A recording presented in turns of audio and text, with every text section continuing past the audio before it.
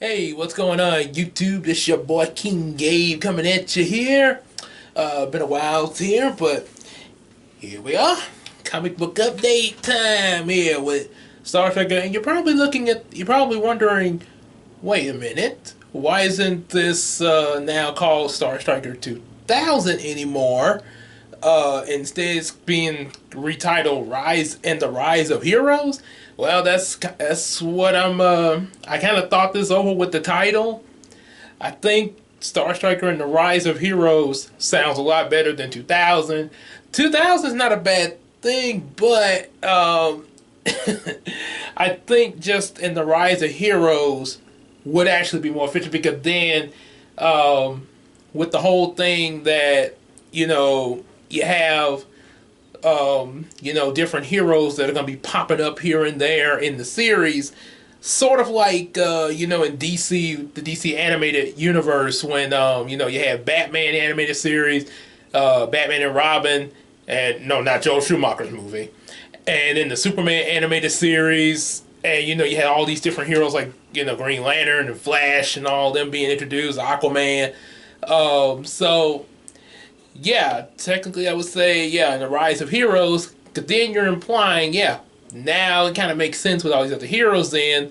Sort of like the title says, for example, Thomas the Tank Engine and Friends. Because, yeah, he's got friends. And I remember one time I heard that title, I was like, why don't they just call it Engines of Sodar? Which they actually had something similar to that once when they first started out as a book series before they went to television.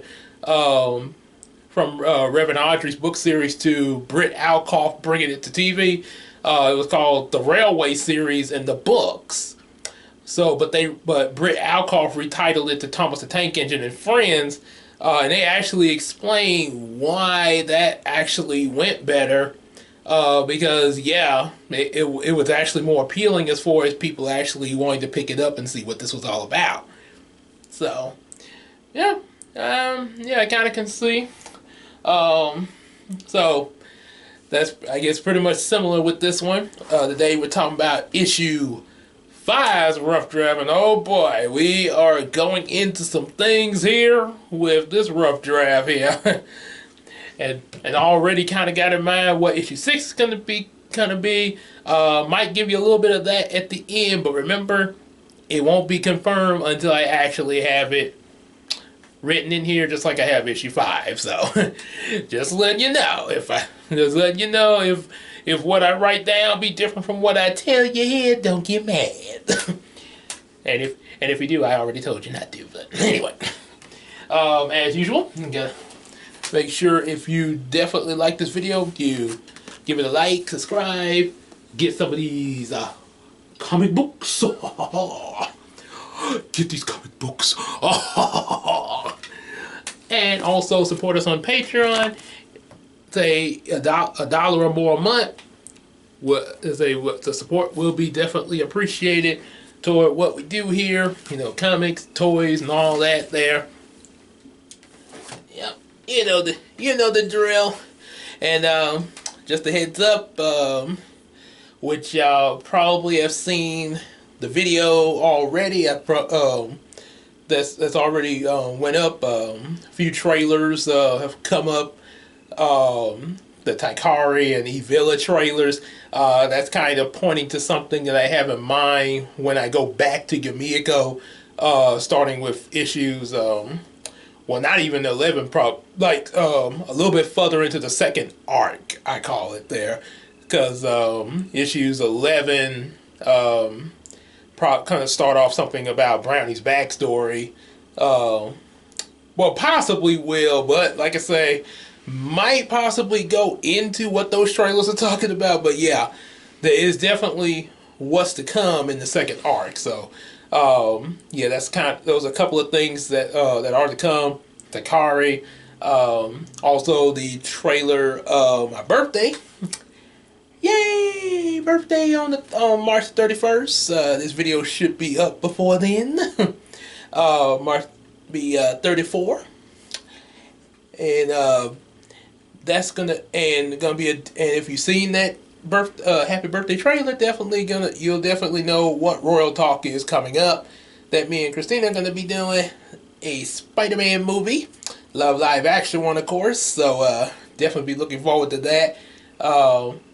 Then also, of course, there's something else we got planned as far as to work on involving mermaids, which of course is the illustrations for issue 5 of Bubblina. Gonna be starting with that, as well as once it's finished, another Royal Talk to sort of follow up the completion of Bubblina 5 that also involves mermaids. You'll see when we get to it there. But yeah, that's kind of I'm kind of planning to do the next Royal Talk after Bubblina 5 is out.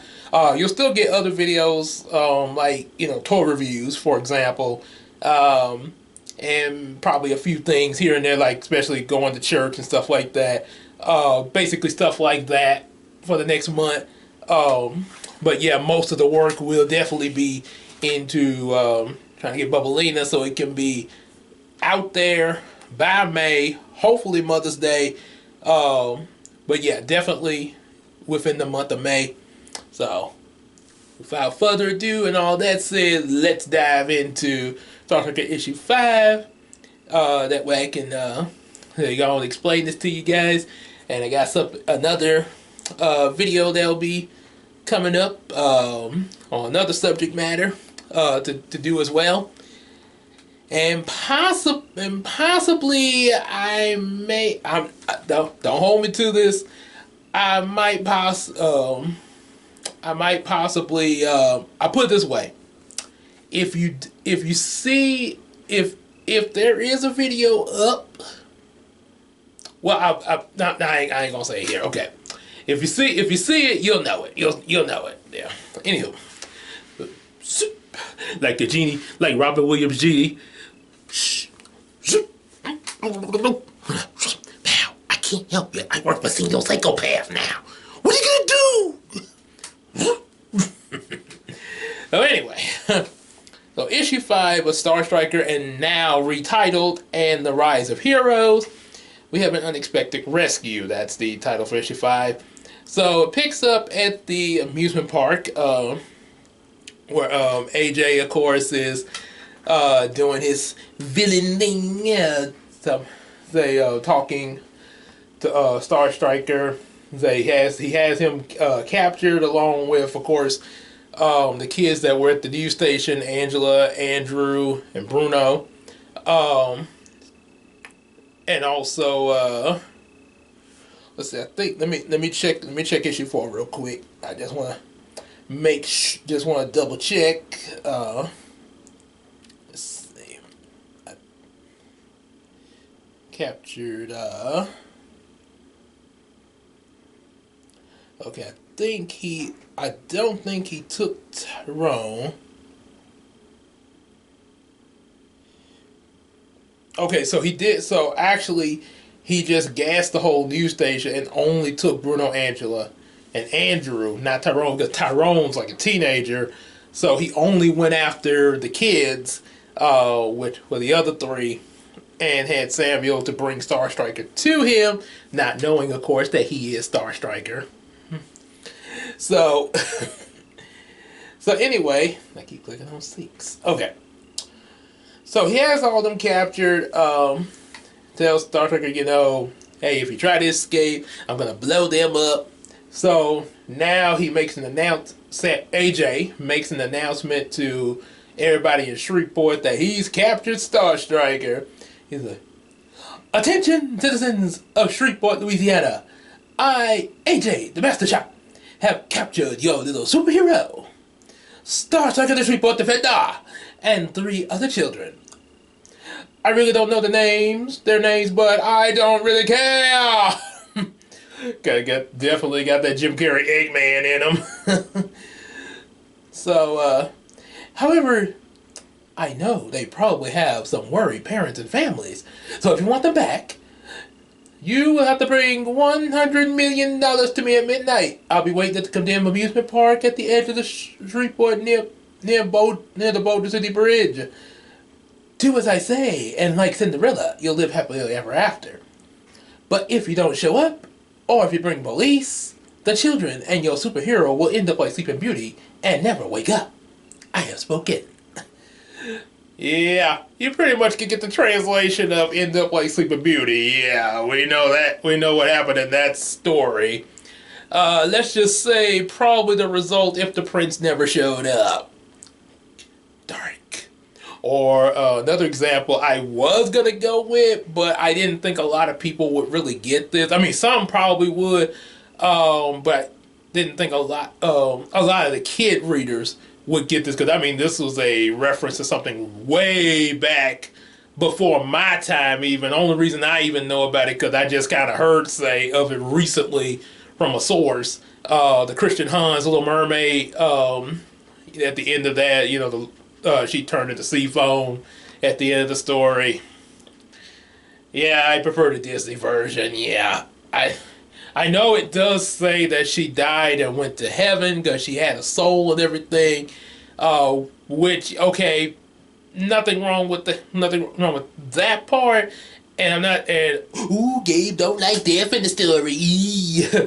I'm not saying that because trust me, I've seen The Lion King.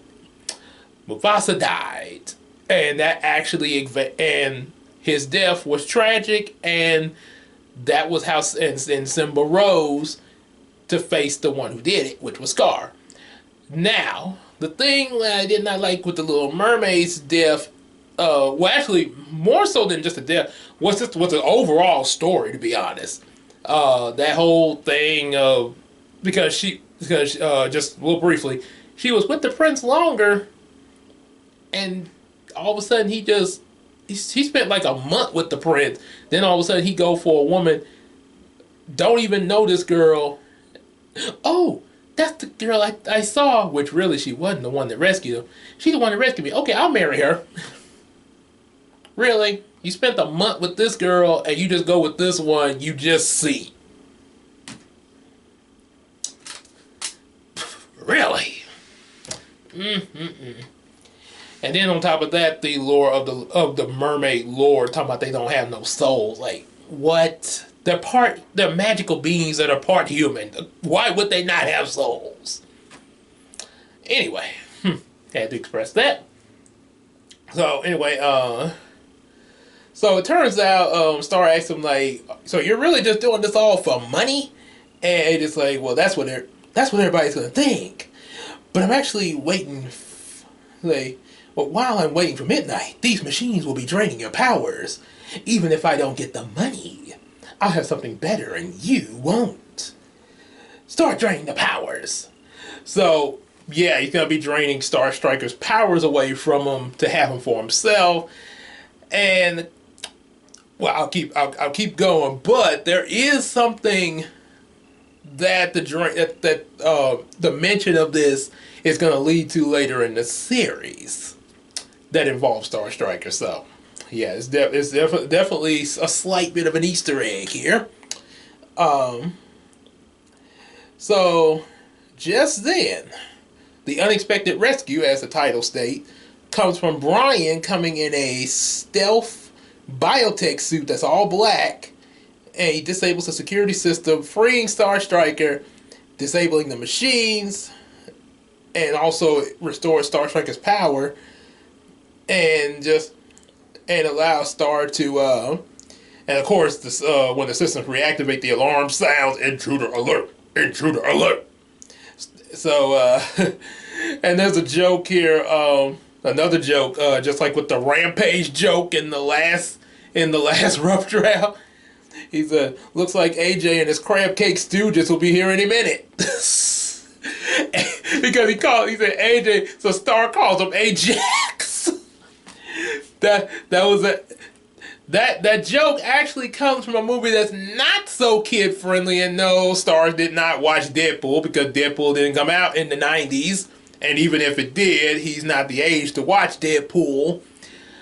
But yeah, but I'm pretty sure somebody probably made that joke before Deadpool, or just randomly somewhere. So, but yeah, Ajax. But But basically, he called it because he said AJ. In Deadpool's case, it's because the guy actually did call himself Ajax. You got your name from a dish soap. What's the matter? Dawn and Dove was taken. Oh wait, DC got him. Dawn. Well, actually, Hawk and Dove. maybe there might be a Hawk dish soap somewhere. Hawk and Dove dish soap. Right next to Ajax. Oh, and don't forget Dove. Oh wait, don't forget Dawn. So anyway, so Brian gets the other hostages, Angela, Andrew, and Bruno. And Star, of course, Star Striker fights on the crab robots. And when he blasts them, he makes a little Pokemon reference, as my Pokemon Blue game would say, super effective. Because 1999, I actually did have Pokemon Blue on my Game Boy back then.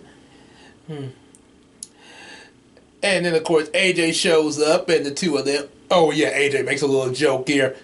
Double super effective and in your face. And of course they go into their little battle. It's gonna be a lot of action scenes there. House Monty and Guy, they try to take a shot at Star. When he's not looking at stuff. However, Star kind of spots them out the corner of his eye, and he speed jumps out the way, causing the blast from their weapon to hit AJ, sending him flying out of the room. And then a flying red disc enters and destroys the cannon that House, Guy, and Monty use, knocking them unconscious when it explodes. And so then they all get out of there and everything. The police and the court, Commissioner Lisa and the police, they all arrest AJ and the henchmen. One thing about the henchmen, the Three Stooge henchmen, I do have something. I'm not sure how I'm going to do it yet, but I do want to actually do something kind of focused with them later in the series. Maybe them trying to get at Star Striker on their own or something. Yeah, because in the original Star Striker books that I was showing y'all in the last one, the first ones that I did, House Money and Guy, they actually ended up taking on Star Striker before AJ came into the picture there. Of course, that was the different version. That was that Danny DeVito version of AJ. Well, actually, Manelli from Blank Man. Definitely gotta do a royal talk on that to show y'all what Blank Man is there. Well, I will tell you what Blank Man is. Yeah, but that was actually a pretty funny movie there. So, excuse me. So it turns out that this whole suit that Brian's made, they give it some, they put a little style to it, and next thing you know, he becomes Target. So Target is now officially in the series. This is where his introduction is at the end of issue 5, and of course issue 6. We're definitely gonna be seeing more of Star and Target working together, sort of like what I had in mind, kind of. Well, let me finish this first. I'm getting ahead of myself. But yeah, his name is Target because he's right on target. Good catchphrase there. And of course, Samuel sort of narrate the ending here. He said, I was right about one thing. There are more villains than just Jezebel and her army, but thank God we're beginning to get more superheroes, because one Shreveport defender can only do so much, but with a team, we can do a lot more. Sort of similar to what Iron Man said in World Mightiest Heroes animated series. He said one superhero can do only so much, but a whole team against an army of supervillains, we can be the Avengers. Good name. So, and then of course there's an ending scene after Samuel's narration, where Silverstone Industries is shown. introducing Ace and Silverstone. How the Ace and Silverstone is kind of going to be like a kingpin in this series, similar to what Spider-Man animated series had like a kingpin. You know, Wilson Fisk. My name is Wilson Fisk, the Kingpin. Oh, hello, Mr. Parker. How good to see you.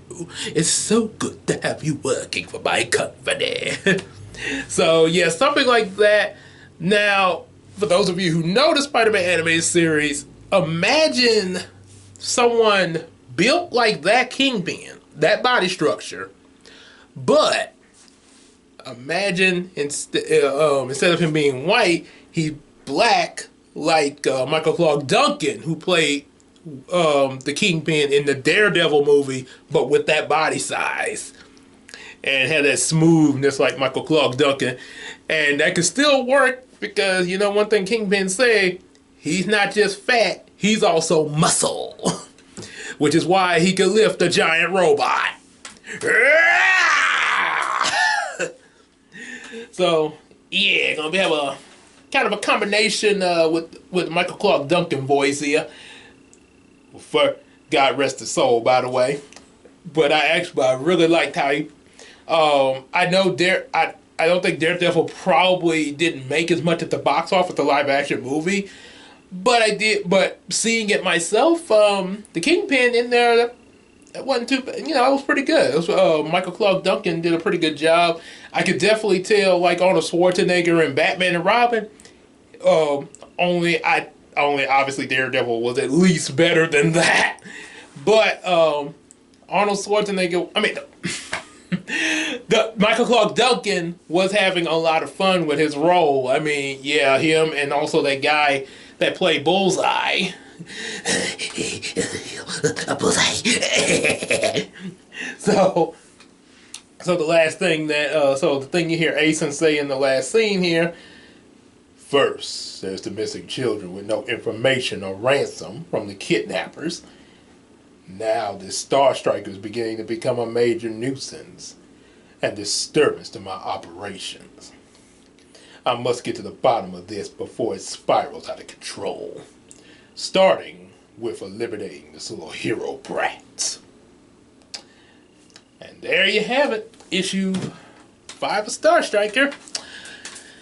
And one thing I definitely can say already, 2 big villain fractures. Yeah, obviously we're going to have a lot of villains, as any superhero series would have. Spider-Man, Batman, Static Shock, Superman, Wonder Woman. I know there was a live action Wonder Woman series, you know, Wonder Woman. I don't recall if they had an animated series for her. If there is an animated series of Wonder Woman, please let me know in the comments. If there isn't, they need to make one. As Slaghammer say in Space Jam, make it. Make it. So so definitely a lot of villains. 2 big boss villains that we have so far. AJ that just got, not AJ, Ace and Silverstone that I just mentioned. And from issue 3, Jezebel. Yeah, the Snake Witch. Yep, so. And you could and from hearing what I just said, you could definitely hear that these 2 boss villains got different motives toward how they feel about Star Striker. Ace and Silverstone pretty much just see Star Striker as a nuisance and pretty much just wants to get rid of him now because, hey, you messing up my operations, bro. You got to go.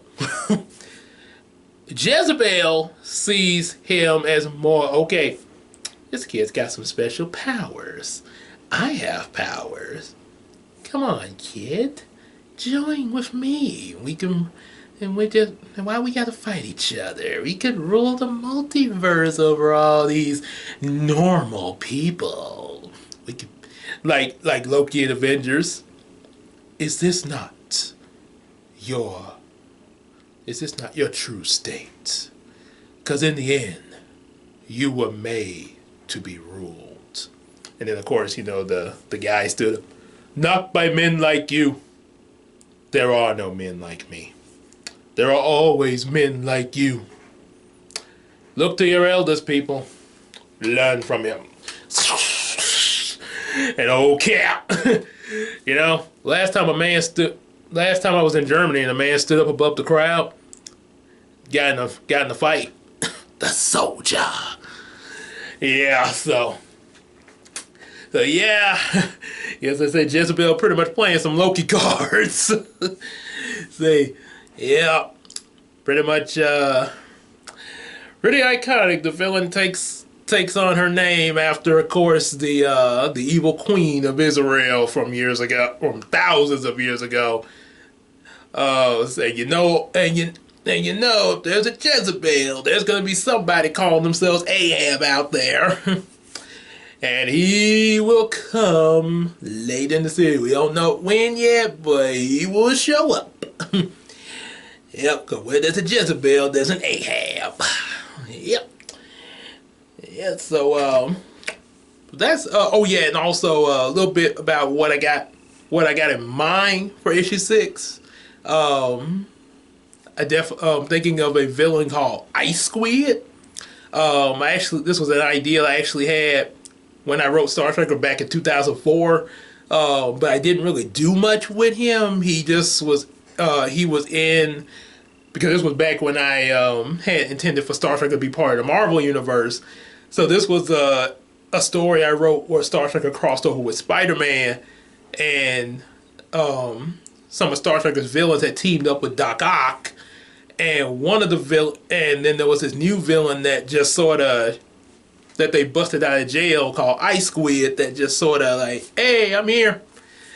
Wasn't really much given to him. So yeah, issue 6 definitely gonna have there's gonna probably be more to the plot, but yeah, the focus villain as far as like your fight and stuff like that, definitely gonna be Ice Squid. The thought I have in mind as far as what he will look like, and powers wise, which you probably could guess from the name, Ice Powers.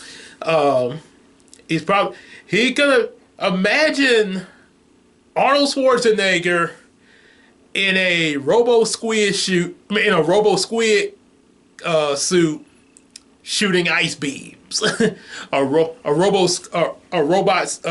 robot squid piloted by Arnold Schwarzenegger and is shooting ice beams. Like, hey, Star Striker, what killed the dinosaurs? The Ice Age. It sort of came to me when I was looking at a review for Batman and Robin, and I know the movie bombed. I know it is flawed. I know there's some stuff in it that is really awkward. That is kind of awkward and also not really that good. But like the Jim Carrey Grinch, it does have some guilty pleasure moments, mostly with Arnold Schwarzenegger. Just, I know Freeze's origin story was definitely messed up. They did do like him having a dying wife and everything, but yeah, Freeze should have been more tragic, but Arnold was making him more comedical when he was fighting Batman and stuff. Yeah, not a very good representation in that part, but like I say, it was a guilty pleasure. But I'm not saying like going against people who are saying like, man, that was not how Freeze is supposed to be. You're right. I definitely agree with you. I've seen Batman the animated series. I know what Freeze is supposed to be like. Yeah. But as a guilty pleasure, I just kind of laughed at Arnold's, as its own thing, that particular movie. So, yeah, but it is definitely flawed, though. But anyway, but that's kind of what I kind of was thinking of with Ice Squid. And oh boy, it's gonna be Ice. I think what Arnold was doing with Freeze, which I guess that was the direction he was given, so not completely his fault, but I think the direction he was given for the character in that movie by Joel Schumacher would probably work better for the character Ice Squid. So yeah. Because, yeah, Ice Squid doesn't really have a tragic or anything like that. So, yeah, so he could be just about as silly as AJ was. Yep. So, and we'll definitely, and also in the future Star Trek series, you definitely will not only see, interaction with Ultra Cat, but also some of the other IT comic heroes doing cameos, sort of like how Static Shock had cameos with Batman and Superman and all that there. So, it's gonna be that there. So that's pretty much it. Go on and get prep up for this next video to talk about my next subject. You will find out when that video is uploaded. As for now, you like what you heard, definitely like, share, and subscribe.